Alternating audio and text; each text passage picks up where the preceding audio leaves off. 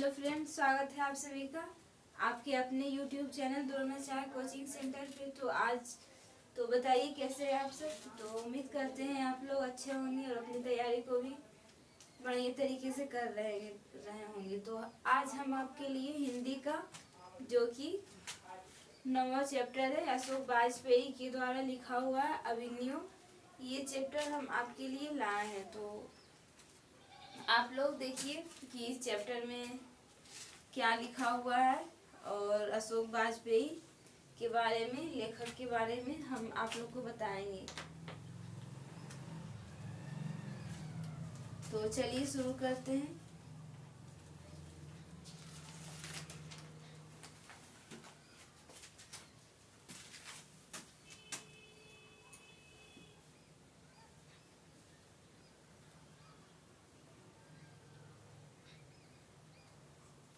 अभिमन्यु ये हमारा 9वां चैप्टर है। और यह क्या है, तो अगर आप लोग का एग्जाम में पूछेगा कि अभिमन्यु जो अशोक वाजपेयी के द्वारा जो लिखा हुआ है यह क्या है, यह कहानी है, निबंध है, भाषण है या ललित निबंध है, यह क्या है, तो आप लोग क्या लिखेंगे कि यह एक ललित रचना है।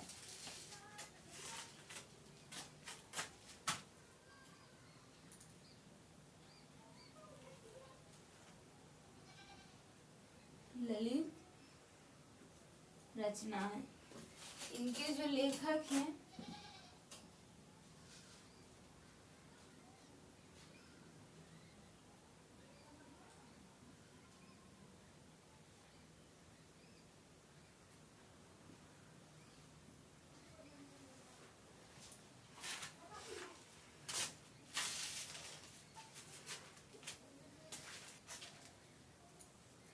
अशोक वाजपेयी, इनके लेखक है। तो हम कोई भी चैप्टर शुरू करने से पहले लेखक के बारे में जानते हैं, क्योंकि हिंदी में 70% जो क्वेश्चंस आते हैं एग्जाम में वो लेखक से ही संबंधित आते हैं। तो हमें लेखक के बारे में पूरा डीपली पढ़ना है। तो चलिए पढ़ते हैं। ये जो इनके लेखक है, अभिमन्यु के लेखक जो हैं वो अशोक वाजपेयी है। इनका जन्म हुआ था 16 जनवरी 1941 ईस्वी, दुर्ग छत्तीसगढ़ में।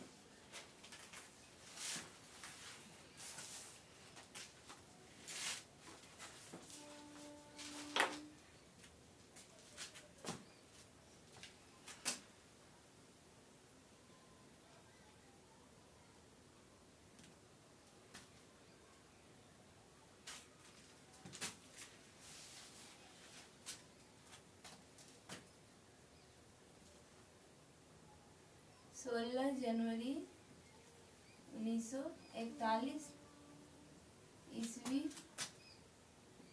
को दुर्ग के छत्तीसगढ़ में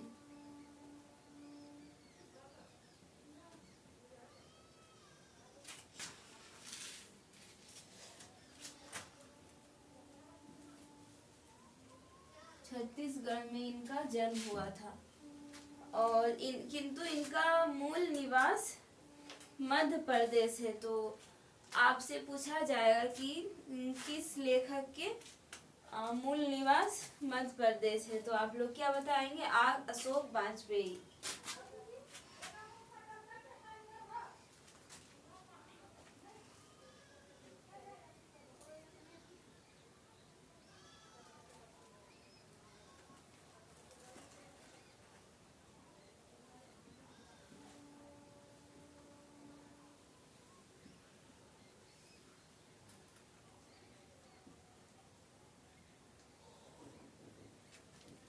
इनका मूल निवास मध्य प्रदेश है। तो ये एग्जाम में भी आ चुका है कि किसके मतलब अशोक वाजपेयी के मूल निवास कहाँ है, तो आप लोग क्या बताएंगे? मध्य प्रदेश में है। और उनकी माता का नाम निर्मला देवी और पिता का नाम परमानंद वाजपेयी।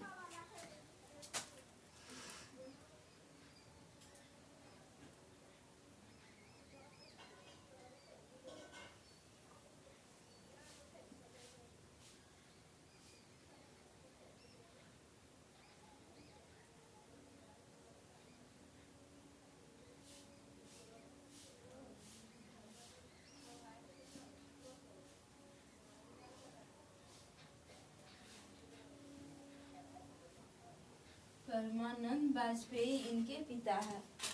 और हम जानेंगे इनकी शिक्षा के बारे में। तो इनकी प्रारंभिक शिक्षा जो है वो गवर्नमेंट हायर सेकेंडरी स्कूल में हुई थी।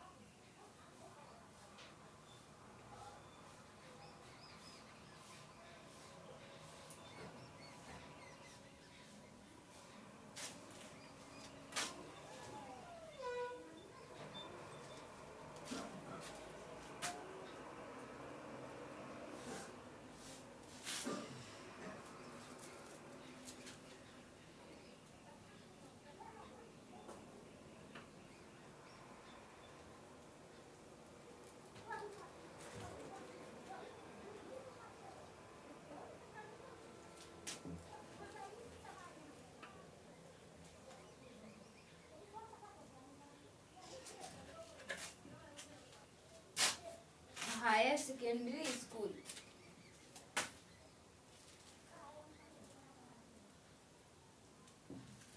तो इसकी प्रारंभिक शिक्षा जो हुई थी वो हायर सेकेंडरी स्कूल सागर में हुई थी। फिर इन्होंने सागर विश्वविद्यालय से बी और सेंट स्टीफेंस कॉलेज दिल्ली में एमए किए थे।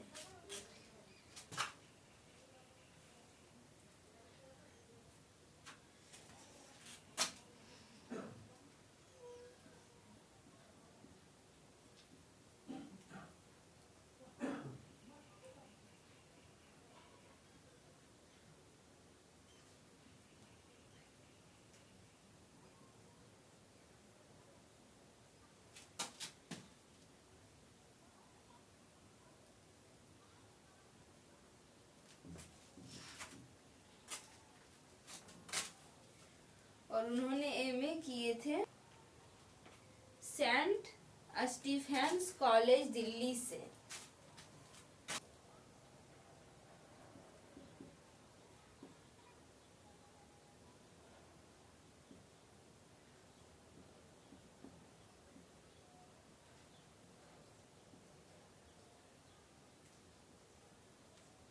कॉलेज दिल्ली से इन्होंने एमए किए।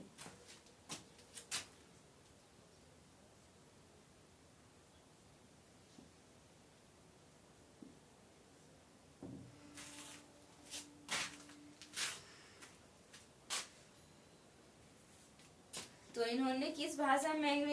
अंग्रेजी भाषा में इन्होंने एमए किए थे। तो आप पूछा जाएगा कि जो अशोक वाजपेयी है वो किस भाषा से एमए किए थे, तो आप लोग क्या लिखेंगे? अंग्रेजी भाषा से।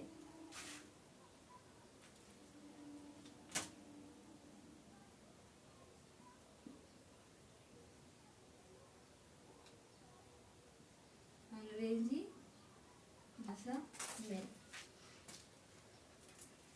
और हम जानेंगे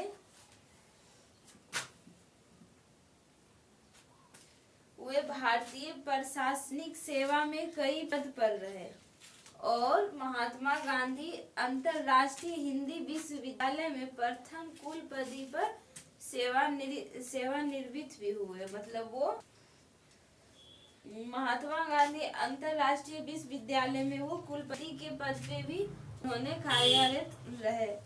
और वे संप्रति वे दिल्ली में भारत सरकार की कला की अकादमी के निदेशक हैं। वो अशोक वाजपेयी लगभग 3 दर्जन मौलिक और संपादित कृतियों का प्रकाशन भी किए।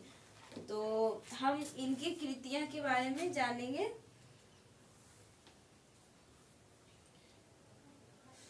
तो अशोक वाजपेयी लगभग 3 दर्जन यानी 36 कृतियां और संपादित कृतियां, मौलिक कृतियां और संपादित कृतियां दोनों प्रकाशित है। तो उनके कृतियां के नाम है कि शहर अब भी संभावना है, एक पतंग अनंत में, तत्पुरुष कहीं नहीं वहीं, और है बहुरी अकेला। और इन्होंने अशोक वाजपेयी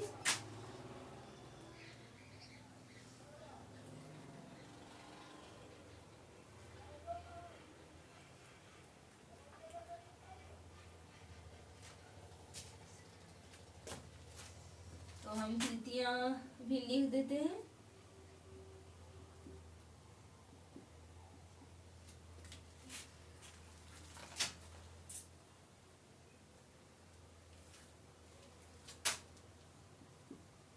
शहर अब भी संभावना है। इनकी बहुत सारी कृतियां हैं, लेकिन जो जो इम्पोर्टेंस है वो हम लिख देते हैं।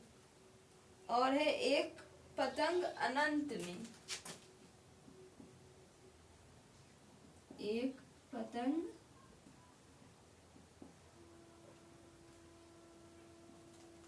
अनंत में।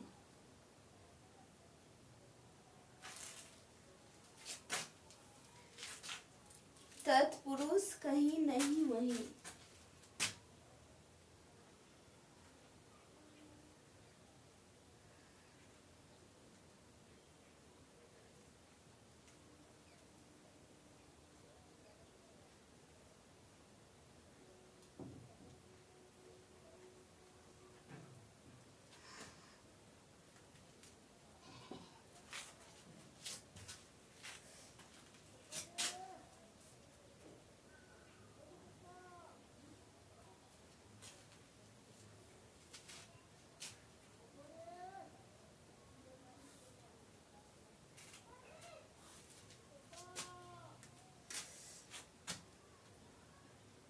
और है साहित्य विनोद। और है कला विनोद। ये इनके प्रमुख कृतियां हैं जो एग्जाम में आ चुके हैं, आने की संभावना भी है। और उन्होंने कई पत्रिकाएं का संपादन भी किया, जिनमें संवेद, पहचान, पूर्वग्रह, बहुवचन, कविता, एशिया, समास आदि प्रमुख है। अशोक वाजपेयी को साहित्य अकादमी का पुरस्कार, दयावती शेखर सम्मान और फ्रेंच सरकार का officer of the order of 2004 में सम्मान आदि से प्राप्त हो चुके हैं।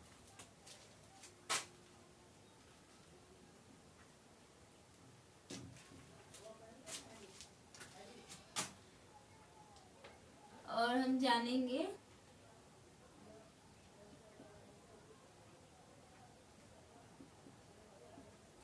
अशोक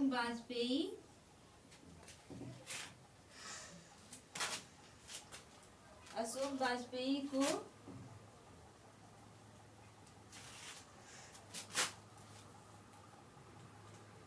साहित्य अकादमी पुरस्कार,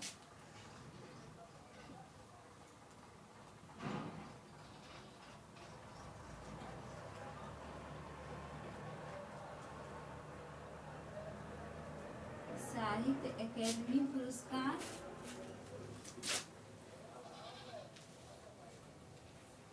दयावती मोदी कवि शेखर सम्मान, दयावती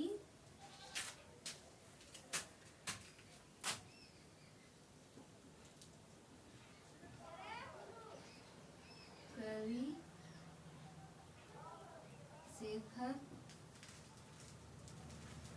सम्मान,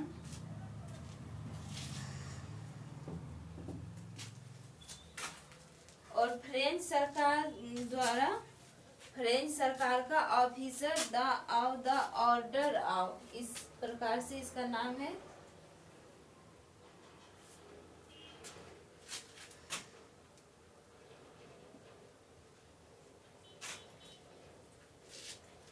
आदि से 2004 में सम्मानित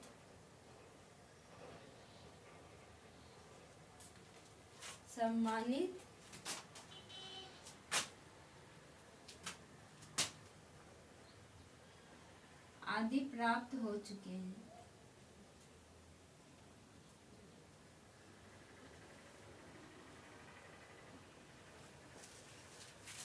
तो अब हम जानेंगे कि अभिमन्यु जो है एक शहर है, तो हम जानेंगे कि जो अशोक वाजपेयी है वो इसमें क्या क्या लिखे हैं। तो देखते हैं क्या है।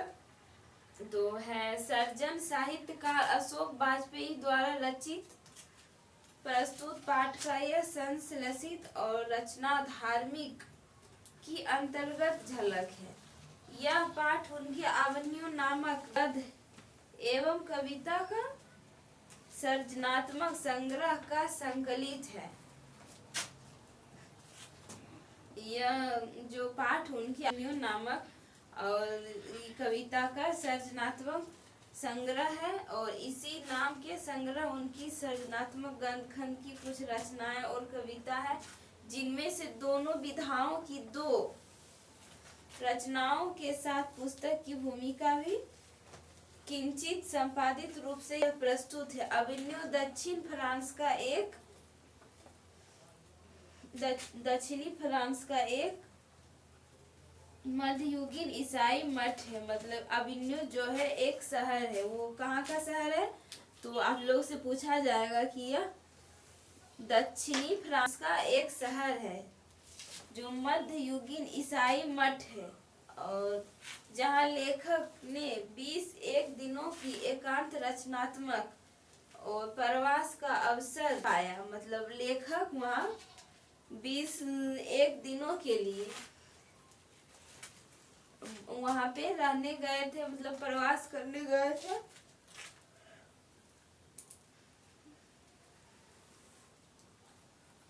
प्रवास के दौरान लगभग प्रतिदिन गद्य और कविताएं भी लिखी। मतलब ये जो अशोक वाजपेयी है वो दक्षिणी फ्रांस गए थे अभिमन्यु नामक शहर में, तो वहाँ वो कविताएं भी लिखे थे, गद्य और प्रतिदिन गद्य और कविताएं भी लिखे थे। इस तरह हिंदी ही नहीं, भारत के भिन्न स्थानों का परिवेश एकांत प्रवास में निश्चित स्थान है, और समय का अनुबंध मानस के सृजनात्मक अनुष्ठान साक्षी।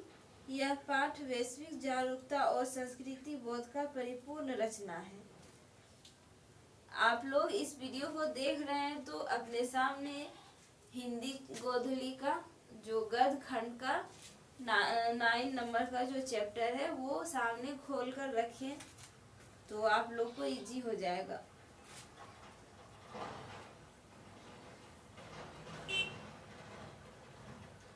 साक्षी, यह पाठ वैश्विक जागरूकता और शक्ति बोध का परिपूर्ण रचनाकार है और मानस की अंतरंग झलक पेश करते हैं, और करते हुए यहाँ दिखाता है कि रचनाएं कैसे रूप आकार ग्रहण करती है। कोई भी रचना महज या शब्द व्यवस्था भर नहीं होती, उसकी निर्माण प्रक्रिया में रचना की प्रतिभा, उसके जटिल मानस के साथ स्थान परिवेश की भूमिका भी महत्वपूर्ण होती है। अब हम चैप्टर में आएंगे कि इसमें क्या लिखा हुआ है। तो लगभग 10 वर्ष पहले पहली बार अभिमन्यु गया था। लेखक कहते हैं कि लगभग 10 वर्ष पहले पहली बार वो अभिमन्यु गए थे, और दक्षिण फ्रांस में रोन नदी के किनारे बसा हुआ पुराना शहर है। मतलब अभिमन्यु जो शहर है वो दक्षिणी फ्रांस में रोन नदी के किनारे बसा हुआ शहर है। यहाँ मतलब जहाँ कभी कुछ समय के लिए पोप की राजधानी थी, मतलब वहाँ कुछ समय के लिए पोप की राजधानी थी, और अब गर्मियों में फ्रांस और यूरोप का अत्यंत प्रसिद्ध और लोकप्रिय रंग समारोह का बसर होता है। मतलब यूरोप का एक अत्यंत प्रसिद्ध लोकप्रिय है रंग समारोह हर बरस होता है। उस बरस वहाँ भारत केंद्र में था, और पीटर बुक विवादास्पद महाभारत पहले पहल प्रस्तुत किया जाने वाला था। उन्होंने मुझे निमंत्रण भेजा था। मतलब अशोक वाजपेयी कहते हैं कि वहाँ भारत का केंद्र था, पीटरबुक, और विवादास्पद महाभारत पहले पहल प्रस्तुत किया जाने वाला था और उनको निमंत्रण भेजा था। और लिखा है पत्थरों की एक खदान में अविन्यों से कुछ किलोमीटर दूर वह भव्य प्रस्तुति हुई थी। सच्चे अर्थों में महाकाव्यात्मक, मतलब पत्थरों के खदान में अविन्यों से कुछ किलोमीटर दूर भव्य प्रस्तुत हुई थी और सच्चे अर्थों में महाकाव्यात्मक। कुछ दिनों और ठहरा रहा होता तो कुमार गंधर्व आए थे और उन्होंने एक आकर बिशप और पुराने आवास में बड़े आंगन में गाया था। एक बंदिश भी याद है, दुरम दुरम लता लता।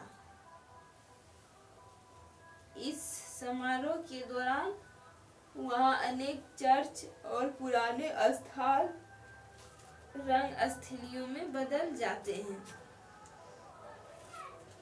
मतलब वहाँ जो समारोह हुआ था वहाँ अनेक चर्च और पुराने स्थान रंग स्थलियों में बदल जाते थे। रोन नदी, और लिखा हुआ है कि रोन नदी के दूसरी ओर अविन्यो का एक और हिस्सा है। मतलब जो फ्रांस शहर में जो अविन्यो बसा हुआ है वहाँ रोन नदी के किनारे अविन्यो का एक और हिस्सा है जो लगभग स्वतंत्र है और नाम है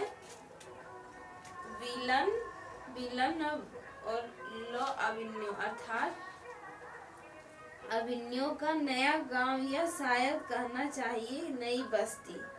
वहाँ दरअसल फ्रेंच शासकों ने पोप गतिविधियों पर नजर रखने के लिए किला बनवाया था। मतलब रोन नदी के दूसरी ओर जो एक शहर अविन्यो का जो दूसरा हिस्सा जो बसा हुआ था वहाँ पर एक किला बनवाया था कि दुश्मनों से बचाव के लिए।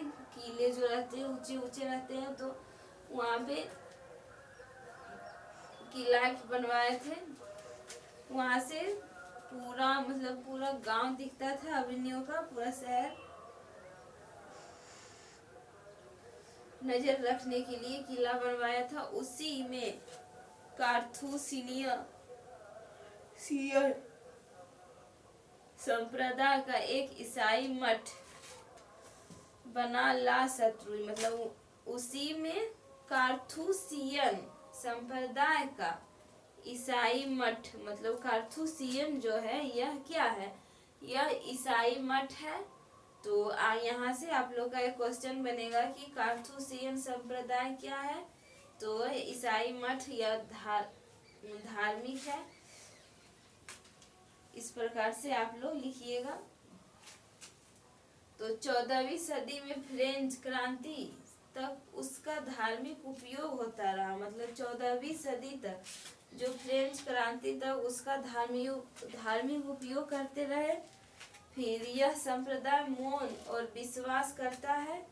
जो सारा स्थापत्य एक तरह का मौन का स्थापत्य था। क्रांति होने पर इस स्थान पर उसकी सभी इमारतें साधारण लोगों ने कब्जा कर लिया और उसमें रहने लगे। मतलब वहाँ पर एक क्रांति होता है, फिर उस इमारत में साधारण लोगों का कब्जा हो जाता है और वहाँ पे लोग रहने लगते हैं।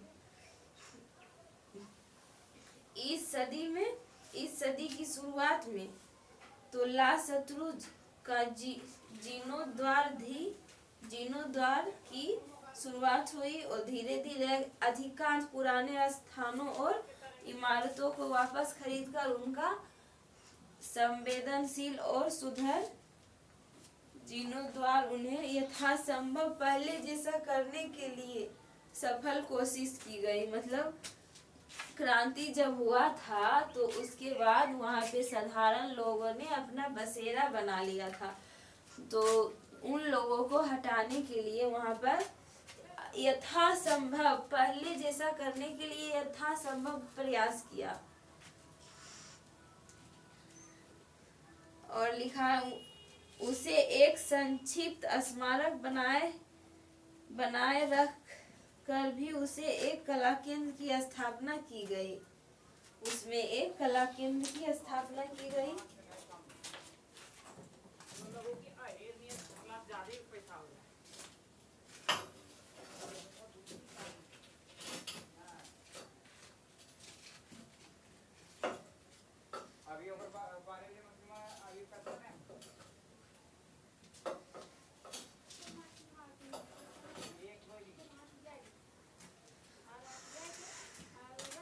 तो कला उसमें संक्षिप्त स्मारक बनाए रख कर भी उसमें एक कला केंद्र की स्थापना की गई। यह रंग, संगीतकार, अभिनेता, नाटककार आदि वहां आते हैं और पुराने ईसाई संतों के चैम्बर में कुछ अवधि के लिए रहकर सारा समय अपना रचनात्मक काम के लिए बिताते हैं।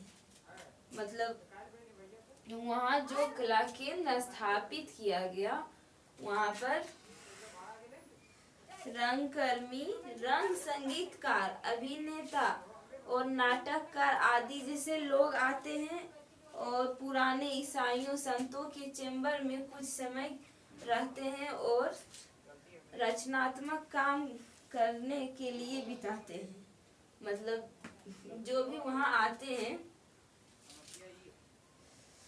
अभिनेता, नाटककार, संगीतकार आदि जो भी वहाँ आते हैं, वहाँ अपना समय बिताकर रचनात्मक काम में लगाते हैं। फिर दो दो कमरों के चैम्बर सुसज्जित है, उसमें फर्नीचर है और 14वीं सदी के फर्नीचर 14वीं सदी जैसा है, पर सर्वथा आधुनिक रसोई घर और नहानगार है। मतलब उसमें जो फर्नीचर जो है वो 14वीं सदी के है, 14वीं सदी का है। और रसोई घर जो है और नहान घर यानी वॉशरूम जो है वो आधुनिक है। मतलब एक अत्याधुनिक संगीत व्यवस्था भी है। मतलब अत्यधिक आधुनिक संगीत व्यवस्था भी है। और चैम्बरों के मुख्य द्वार कब्रगाह के चारों ओर बने गलियारों में खुलते हैं। मतलब चैम्बर के मुख्य द्वार जो है वो कब्रगाह के चारों ओर बने गलियारों में खुलते हैं, पर पीछे 5 दिनों में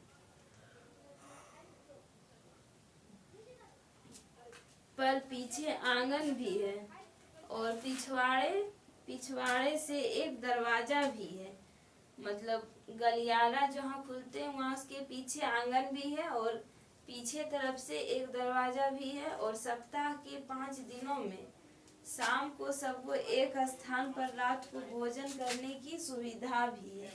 मतलब जो शाम के समय में जो साथ में लोग काम करके साथ में भोजन करने के लिए वहाँ सुविधा है। बाकी हर दिन का नाश्ता और दोपहर का भोजन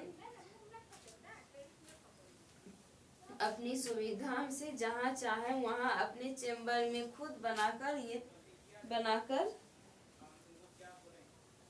कर सकते हैं। मतलब कहते हैं कि वहाँ पे जो कला केंद्र जो स्थापित की गई थी वहाँ पर इतनी सारी सुविधाएं हैं।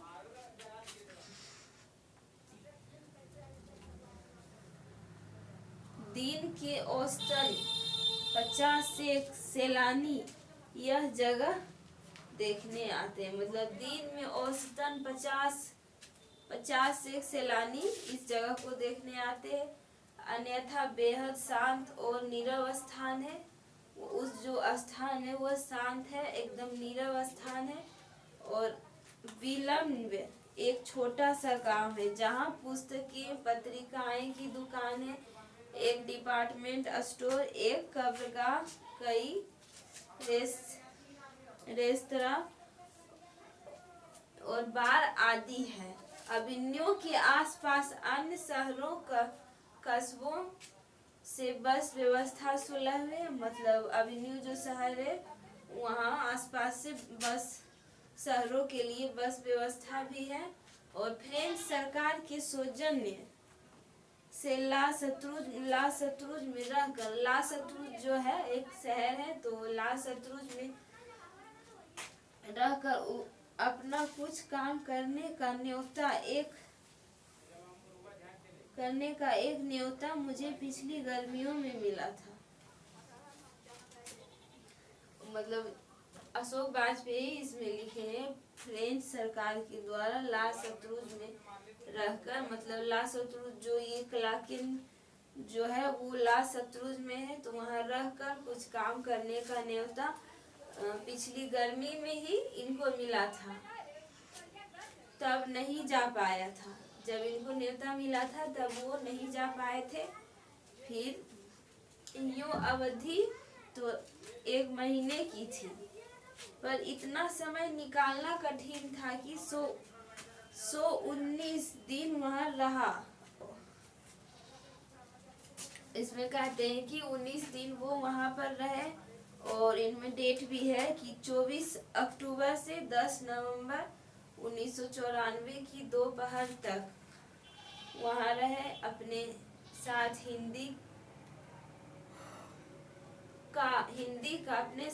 हिंदी का टाइपराइटर, 3-4 पुस्तकें और कुछ संगीत के टेप्स भरकर ले गया था। मतलब अशोक वाजपेयी जब वहाँ अभिन्यू गए थे तो वो जो डेट था 24 अक्टूबर से 10 नवंबर तक था, वो 10 नवंबर 1994 की दोपहर तक वहाँ रुके थे और अपने साथ हिंदी के टाइपराइटर और 3-4 पुस्तकें और संगीत के टेप्स भी भर ले गए थे। सिर्फ अपने में रहने और लिखने के अलावा प्रायः कुछ और करने की कोई विवशता न होने की जीवन में पहला अवसर था। मतलब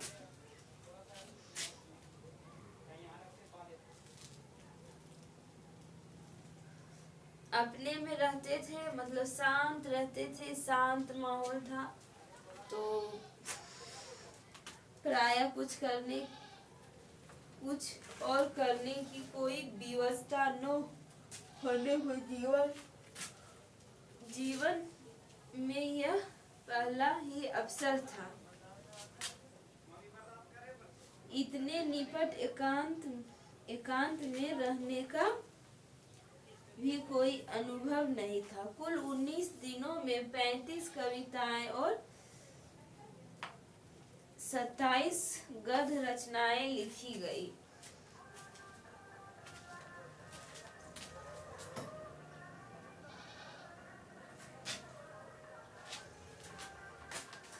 मतलब अशोक वाजपेयी थे, यहाँ से प्रश्न बनते हैं कि उन्होंने कितने दिन में कितनी कविताएं और कितने गद्य की रचनाएं की। तो उन्होंने 19 दिन में 35 कविताएं, मतलब 19 दिन में 35 कविताएं समझ सकते हैं आप लोग, और 27 गद्य खंड की रचनाएं लिख गई। अभिन्यू फ्रांस का एक प्रमुख कला केंद्र रहा। मतलब अभिन्यू जो शहर है वो फ्रांस का एक प्रमुख कला केंद्र रहा। पिकासो की विख्यात कृतियां का शीर्षक है द ला मादेमोइसेल अभिन्यू। मतलब पिकासो की विख्यात कृतियां का शीर्षक है द मादेमोइसेल द अभिन्यू। कवि अति यथार्थवादी कवित्री याद्रे बेत्रा रेसे ला और पाल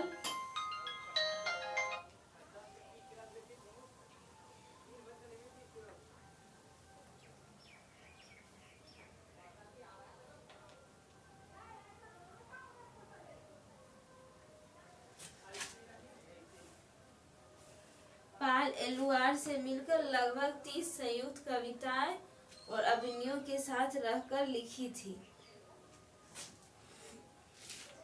ला शत्रुज के निदेशक ने जब इस पुस्तक की सामग्री देखी तो उन्हें इतनी अल्प अवधि में इतने काम पर अचरज हुआ।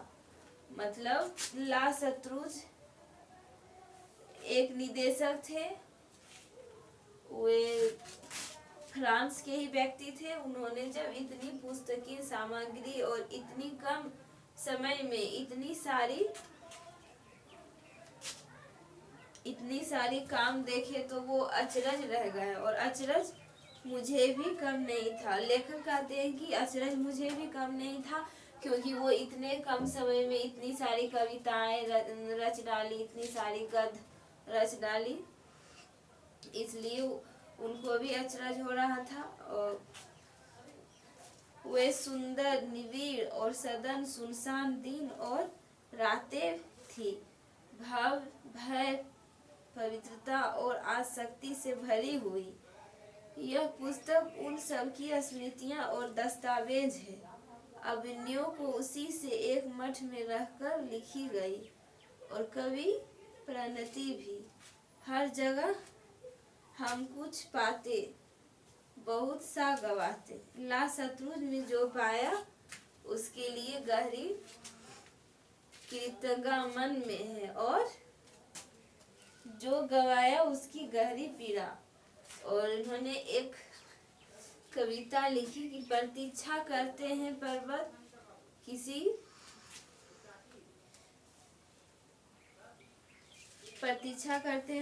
किसी देवता काल की नहीं, या किसी काल की नहीं, पता नहीं किसकी प्रतीक्षा करते हैं पत्थर। धीरज से रेसा रेसा झिलते हुए, सीरा सीरा छिलते हुए प्रतीक्षारत रहते हैं पर्वत। इस प्रकार से उन्होंने कविताएं लिखी। और नदी के किनारे भी नदी,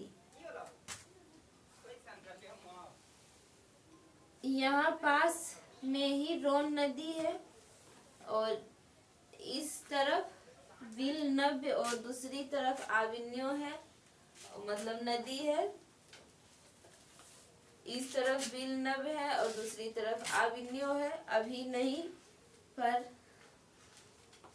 पिछले वर्ष हम बहुत देर तक उस तट पर बैठे। वहाँ अगर जल प्रवाह को एक टक देखते रहो तट पर बैठे तो कई बार लगता है कि जल स्थिर है और तट बह रहे हैं।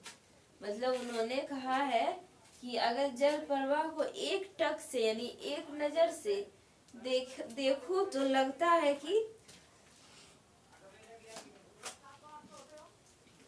है कि जल स्थिर है और तट बह रहे हैं। नदी तट पर बैठना भी कहीं नदी के साथ बहना, और कई बार नदी स्थिर होती, हम तट पर बैठे रहते। नदी के पास होना नदी होना है। और विनोद कुमार शुक्ल अपनी इस कविता में नदी चेहरा लोगों से मिलने जाने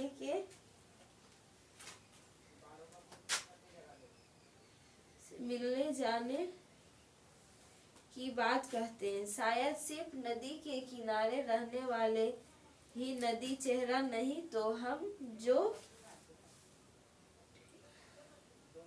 कभी कभार और थोड़ी देर के नदी किनारे बैठ पाते हैं, तो हम कुछ देर के लिए अपनी सही नदी चेहरा हो जाते हैं।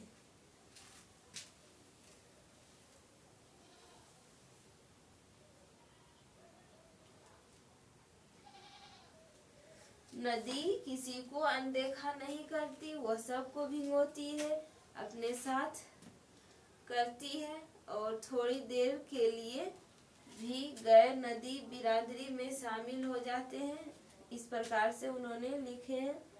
और कविता में भी न जाने कहाँ से कैसी कैसी बिंब मालाएं शब्द भंगी जाए जीवन छवियां या प्रतीतियां आकर मिलती है, तदाकार होती है। जैसे नदी जल रिक्त नहीं होती, वैसे कविता सब रिक्त नहीं होती।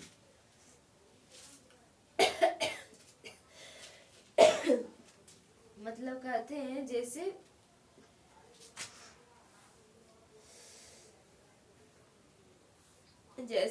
जल रिक्त नहीं होती, वैसे कविता शब्द रिक्त नहीं होती।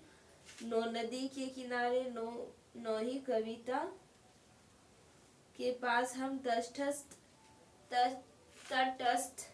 रह पाते हैं। अगर हम खुलेपन से गए हैं तो उसकी अभिभूति से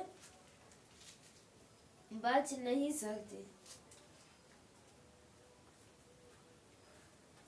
जैसे हमारे चेहरे पर नदी की आभा आती है, वैसे ही हमारे चेहरे पर कविता की चमक, निरंतरता नदी और कविता दोनों से हमारी नश्वरता और अनंत से अभिषेक करती है। एक कविता पंक्ति है, तुम कि कैसी तुम नदी हो, उत्तर हो सकता है जैसी तुम कविता हो। तो हमारा जो कहानी का व्याख्या था तो यहीं तक था। तो उम्मीद करते हैं आप लोगों को कि आप लोग को पसंद आया होगा। तो आज हम यहीं तक रहने देते हैं। तो आप लोग हमारे इस चैनल को सपोर्ट कीजिए, और हम आप लोगों के लिए बहुत मेहनत कर रहे हैं। तो और आप लोगों के लिए अच्छे से ऑब्जेक्टिव जो एग्जाम में आते हैं और पूछे गए भी, तो वो हम इसके बाद वाले वीडियो में करवाएंगे। तो आप लोग हमारे इस चैनल से बने रहिए, जुड़े रहिए, और दूसरों को भी लाइक कीजिए, शेयर कीजिए और सब्सक्राइब भी कीजिए। तो बाय बाय आप लोग को।